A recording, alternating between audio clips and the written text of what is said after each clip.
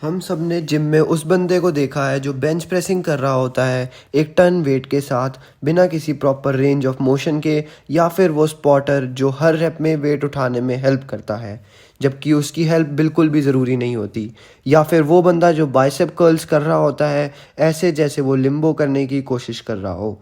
चाहे आपने इन लोगों की फ़नी फॉर्म देख के हंसा हो, लेकिन हो सकता है कि आप खुद भी कुछ सीरियस मिस्टेक्स कर रहे हो। चाहे आपकी मिस्टेक्स इतनी एक्सट्रीम ना हो, एक छोटी सी फॉर्म की गलती भी एक्सरसाइज का फोकस उन मसल्स से हटा सकती है जिसे आप टारगेट कर रहे हो, जिससे एक्सरसाइज काफ़ी कम इफेक्टिव हो जाती है। मैंने एक लिस्ट बनाई है सिर्फ 8 मोस्ट कॉमन जिम एक्सरसाइजेस की जिन्हें लोग बिल्कुल गलत करते हैं, और आज मैं आपको कुछ माइनर ट्वीक्स दूंगा जो इन एक्सरसाइजेस को और भी ज़्यादा इफ़ेक्टिव बना सकती हैं, ताकि आप अपनी टारगेट मसल्स को और अच्छे से ट्रेन कर सको, ज़्यादा मसल बिल्ड कर सको और जल्दी रिजल्ट्स देख सको। तो चलिए लोअर बॉडी से शुरू करते हैं हमारी पहली एक्सरसाइज के साथ, जो है लंजेस। सबसे बड़ी गलती जो मैं हर स्किल लेवल के लोगों को लंजेस करते वक्त करता देखता हूँ, वो है लंजिंग के एक ऑलमोस्ट ओवरलैपिंग स्ट्राइड पोजीशन में। मेरा मतलब है कि लोग एक बिल्कुल स्ट्रेट लाइन में लंज करते हैं, एक फुट को दूसरे के बिल्कुल सामने रखते हैं, जैसे वो कोई कॉम्प्लिकेटेड सोब्रिटी टेस्ट पास करने की कोशिश कर रहे हो। ये गलत है। आपको हर लंज के साथ अपने पैरों को थोड़ा हिप विड्थ अपार्ट रखना चाहिए। लंजेस आपकी बैलेंस डेवलप करने में हेल्प कर सकती है, लेकिन ये एक्सरसाइज खुद एक बैलेंसिंग एक्ट नहीं होनी चाहिए। इसलिए आपको अपने पैरों को प्रैक्टिकली क्रॉस करने की ज़रूरत नहीं है हर लंज में। एक और गलती है छोटी स्टेप्स लेना। जब आप छोटा स्टेप लेते हो और लंजेस करते हो पैर एक दूसरे के बहुत पास रखकर, तो आपके पैर ट्रायंगल जैसे शेप बनाएंगे जब आप बॉटम पोजीशन में होंगे। ज़्यादातर आपका नी या तो टोज़ के आगे चला जाएगा या सिर्फ ज़्यादा आगे मूव करेगा, जो आपके फ्रंट नी पे एक्स्ट्रा स्ट्रेस डालेगा। दूसरी तरफ अगर आप सही तरीके से कर रहे हो तो आपके लेग्स एक रेक्टेंगल शेप बनाएंगे और आपका फ्रंट नी आपके टोज़ के आगे नहीं जाएगा।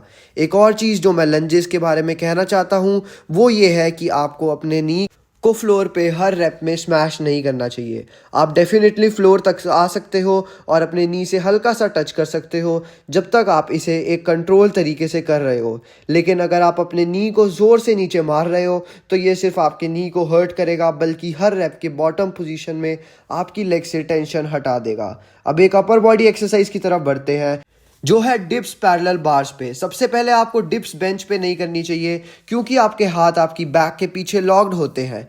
ये एक्सरसाइज आपके शोल्डर्स को एक अननेचुरल पोजीशन में डालती है, जो इम्पिंगमेंट का रिस्क बढ़ाती है। अच्छी बात यह है कि पैरेलल बार्स पे आप डिप्स करने से आपके हाथ बैक के पीछे नहीं होते, लेकिन फिर भी नॉर्मल डिप्स में भी बहुत सारी गलतियां होती हैं जो मैं एड्रेस करना चाहता हूँ। पहली गलती जो मैं जिम में लोगों को करते देखता हूँ वो है पार्शियल रेप्स करना। अगर आप पूरा रेंज ऑफ मोशन नहीं कर सकते जिसमें आपका अपर आर्म के पैरेलल तक जाए, तो आपको अपनी ट्राइसेप स्ट्रेंथ इंप्रूव करने पर काम करना चाहिए।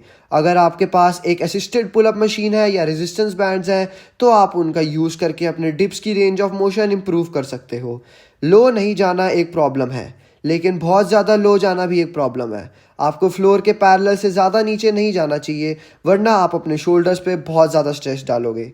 एक और चीज़ जो गलत लोग करते हैं वो है एल्बोस को बहुत ज़्यादा फ्लेयर करना। आप थोड़ा सा एल्बोस बाहर ले जा सकते हो और आगे लीन कर सकते हो ताकि चेस्ट पे ज़्यादा फोकस करे, लेकिन आपको अपने एल्बोस को बहुत ज़्यादा बाहर नहीं ले जाना चाहिए। और लास्ट गलती जो बहुत लोग करते हैं वो है डिप्स करते वक्त अपनी बॉडी को बिल्कुल सीधा रखने की कोशिश करना।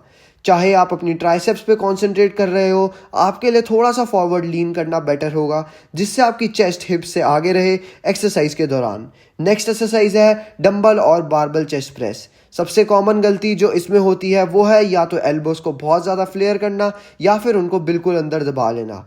जब आपके एल्बोस बहुत ज़्यादा फ्लेयर होते हैं तो आप अपने शोल्डर्स और रोटेटर कफ पे एक्स्ट्रा प्रेशर डाल रहे होते हो।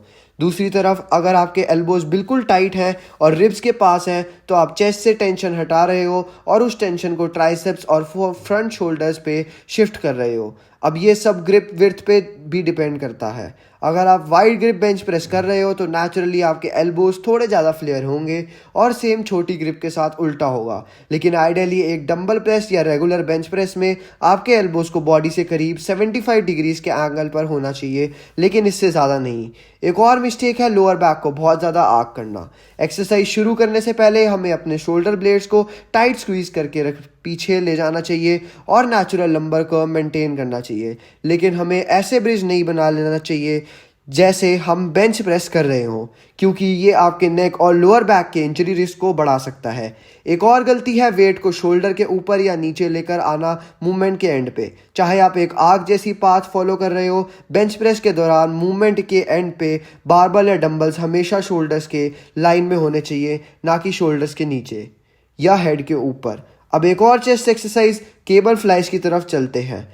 किसी रीज़न की वजह से केबल फ्लाइज में मैं अक्सर देखता हूँ कि लोग अपने आर्म्स और केबल्स को बहुत ज़्यादा पीछे ले जा रहे हैं। इसका प्रॉब्लम ये है कि फ्लाइज में आपके एल्बोज पहले से ही एक वाइड एंगल पे होते हैं, जिसमें आपके शोल्डर्स पे काफ़ी टेंशन होता है। अगर आप वेट को ज़्यादा पीछे ले जा रहे हो तो आप अपने शोल्डर्स को हाइपर एक्सटेंड करने का रिस्क ले रहे हो, जो इंजरी का कारण बन सकता है। जब आप वेट को नीचे ले रहे हो तो आपको एम करना चाहिए कि आप अपनी चेस्ट के लेवल तक आएँ या सिर्फ थोड़ा और पीछे, लेकिन उससे ज़्यादा नहीं। एक और प्रॉब्लम जो मोस्टली बिगिनर्स फेस करते हैं वो है फ्लाइज करते वक्त एल्बोज़ को लॉक करना। अगर आप अपने एल्बोज़ को लॉक कर रहे हो तो ये सिर्फ आपके एल्बोज़ पे अननेसेसरी प्रेशर डालेगा और टेंशन को चेस्ट से हटा देगा, जो कि आप इस एक्सरसाइज में टारगेट कर रहे हो। सही तरीका ये है कि आप अपने एल्बोज़ को हल्का सा बेंड करें और इमेजिन करें कि आप एक बड़ा सा ट्री को हग कर रहे हैं। आखिरी प्रॉब्लम जो लोग फेस करते हैं वो है अपने शोल्डर्स को आगे राउंड कर लेना, बेंट ओवर बारबल रोज। इस एक्सरसाइज में ज़्यादातर लोग श्योर नहीं होते कि उन्हें बारबल को कहाँ तक ले जाना चाहिए। आप या तो बारबल को अपनी चेस्ट की तरफ खींच सकते हैं या फिर अपनी बेली बटन के पास ले जा सकते हैं। दोनों तरीके गलत नहीं हैं, लेकिन आपको अपना एम क्लियर होना चाहिए। अगर आप बारबल को बेली बटन की तरफ खींच रहे हैं तो आप अपनी मिडल बैक और लैट्स को ज़्यादा इंगेज कर रहे हैं। दूसरी तरफ अगर आप बारबल को चेस्ट की तरफ खींच रहे हैं तो आप अपनी अपर बैक को ज़्यादा इंगेज करेंगे। ये भी डिपेंड करता है कि आप कितना फॉरवर्ड बेंड हो एक्सरसाइज के दौरान। अब सबसे बड़ी मिस्टेक जो मैं बेंट ओवर एक्सरसाइजेज में देखता हूँ वो है स्पाइन का फॉरवर्ड राउंडिंग। लेकिन जब आप बेंट ओवर पोजीशन में हैवी वेट लोड होल्ड करते हो तो ये वेट आपकी अपर बॉडी को नीचे खींच रहा होता है। इससे प्रिवेंट करने के लिए आपको अपनी चेस्ट को बाहर निकालना चाहिए और अपनी शोल्डर ब्लेड्स को टाइट स्क्वीज करना चाहिए पहले ही, जब आप वेट लिफ्ट कर रहे हो।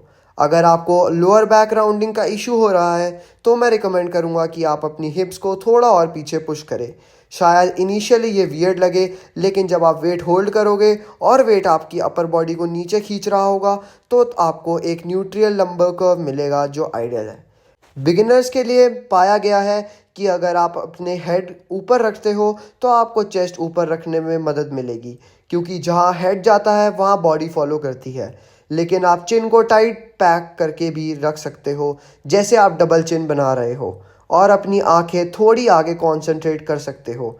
यही सेम एडवाइस किसी भी बेंट ओवर पोजीशन में अप्लाई होती है, चाहे वो एक बड़ा कंपाउंड एक्सरसाइज हो जैसे डेडलिफ्ट, या एक आइसोलेशन एक्सरसाइज जैसे बेंट ओवर रिवर्स फ्लाई, या सिर्फ एक हैवी बॉक्स को ग्राउंड से उठाना हो। आखिरी मिस्टेक जो बारबल रोज में लोग करते हैं वो है हाथों से पुल करना इंस्टेड ऑफ एल्बो से पुल करना। अगर आप हाथों से वेट खींच रहे हो तो आप अपनी बाइसेप्स को ज़्यादा टारगेट कर रहे हो, लेकिन अगर आप फोकस कर रहे हो कि आप अपने एल्बो से वेट खींच रहे हो तो आप अपनी बैक मसल्स को प्रॉपरली टारगेट कर पाओगे। केबल ट्राइसेप एक्सटेंशंस, चाहे आप एक इजी बार अटैचमेंट यूज़ कर रहे हो या एक रोप, इस एक्सरसाइज में भी लोग कुछ कॉमन मिस्टेक्स करते हैं। सबसे पहली मिस्टेक है एल्बो को लॉक नहीं करना। आपके एल्बोज टाइट होने चाहिए और रिब्स को क्लोज होने चाहिए, और उन्हें मूव नहीं करना चाहिए जब वेट अप एंड डाउन जा रहा हो। अगर आपके एल्बोज मूव कर रहे हैं तो आप अपनी लैट्स को इन्वॉल्व कर रहे हो, जो कि एक ट्राइसेप एक्सरसाइज में नहीं होना चाहिए। दूसरी मिस्टेक है बिल्कुल स्ट्रेट खड़े रहना।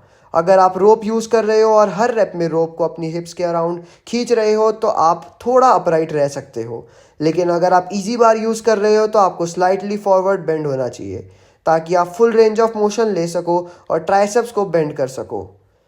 लैप पुल डाउन, सबसे बड़ी मिस्टेक जो लोग इस एक्सरसाइज में करते हैं वो है एक्सेसिव स्विंगिंग, जब वो बार को अपनी चेस्ट की तरफ ले रहे होते हैं। जब आप ऐसे स्विंग करते हो सिर्फ लोअर बैक इंजरी का रिस्क नहीं बढ़ता, बल्कि आप अपनी लैट्स के बजाय मोमेंटम का यूज़ कर रहे होते हो। इसके बजाय आपको बिल्कुल बार के नीचे पोजीशन करना चाहिए और एक बार फिर अपनी चेस्ट को बाहर निकालना चाहिए by squeezing your shoulder blades really tight together.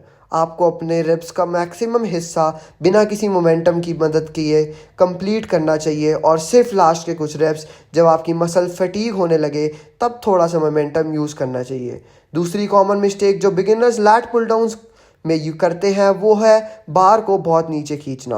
जब आप बार को ज़्यादा खींच लेते हो नीचे तो आप अपने शोल्डर्स को एक गलत पोजीशन में डाल रहे होते हो और इससे एक्सरसाइज की इफ़ेक्टिवनेस भी कम हो जाती है, स्पेशली क्योंकि आपको इतना नीचे ले जाने के लिए बहुत हल्की वेट का यूज़ करना पड़ेगा। इसके बजाय आपको एम करना चाहिए कि बार या तो आपकी चिन के नीचे आए या फिर आपकी अपर चेस्ट तक, लेकिन उससे नीचे नहीं।